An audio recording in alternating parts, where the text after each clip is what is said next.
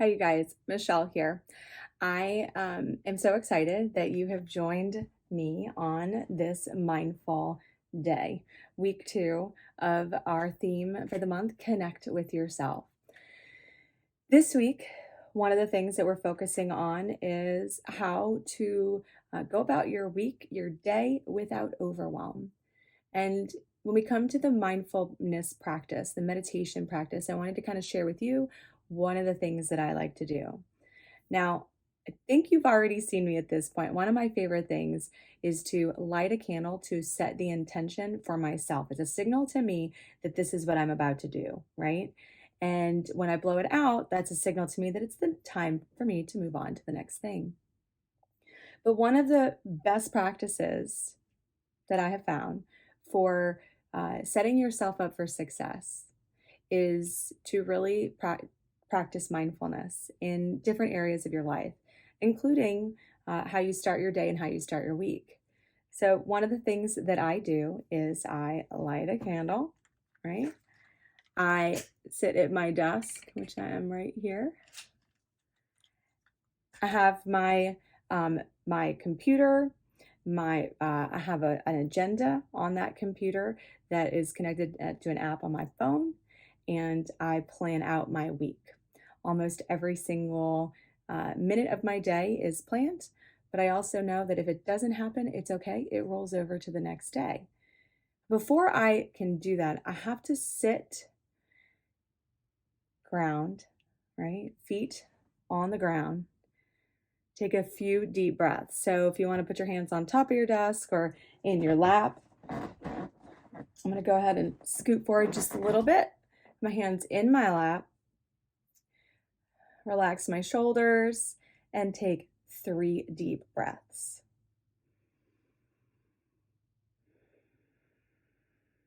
Settle myself in.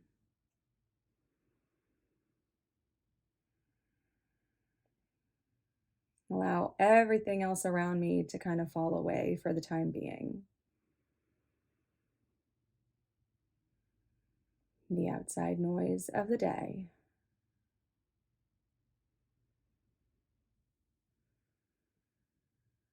So once I find that I have achieved that level of quiet and stillness inside of me so that I can think about what's coming, right, this week. It may take 3 breaths, it may take more than that, right? Um, Once I feel that, and I know that for myself, I'll go ahead, start to plan out my day. I do like to write, so I'll open up. One of the things that we have had with Wellness Crew is we have um, a self-care book that helps us, a workbook that helps us to keep track of our own self-care. So one of the things that I will do during this planning period is go ahead and plan out my week. I think about the days, meals, all of those self-care practices that I'm going to do, like meditation, yoga, movement, journaling, all of those things. And that's what I do here. I take some time to devote to this, and then I'll turn to my computer. I get on the Artful Agenda is what I use, and I love it. It's very nice because it looks just like an agenda, a paper agenda, because I like to write on the computer. And I take about 30 minutes. And what I'll do is I grab my phone, I set a timer for 30 minutes, and I plan it out. And if I don't do this on a Sunday, I do this Monday morning as soon as I drop the kids off at school, bright and early. And it's really, for me, I've found that it is what sets me up for this, for having a successful week, knowing that things can happen and it's okay. Because when I take time to breathe and plan, then I, can be okay with things that don't go the way that they should or that I wanted them to, right? Kids get sick, things come up, people ask us, to help out with things, all kinds of things come up. But if we have a plan, we have a goal, it at least helps us to get back to connecting here so that we know what's most important so that we can live with ease, right? So now it's your turn. Go ahead, grab your journal, grab your agenda, whatever tool it is that you use to help plan your day and your week. Have a seat, light a candle if that seems like something you would like to do, and start planning. I am going to let the music start while you take some time with this video playing. That'll be time for you to plan, to feel like you are purposefully setting the tone and the structure, the rhythm of your week.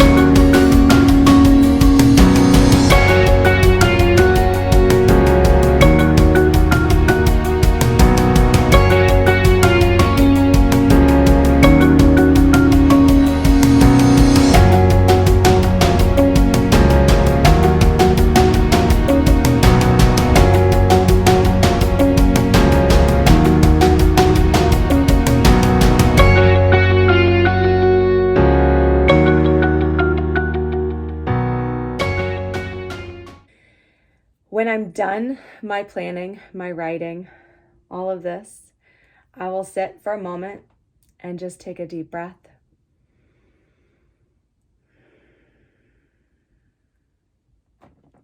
I will close my eyes, feel gratitude for this time that I gave myself to do this. Also feel gratitude for the fact that I'm doing this in front of my children. So sometimes when they see me do this, I know that I'm setting a good example for them. And then as soon as I blow out that candle, I know that it's time to move on to the next thing. So I'm going to go ahead, blow out the candle.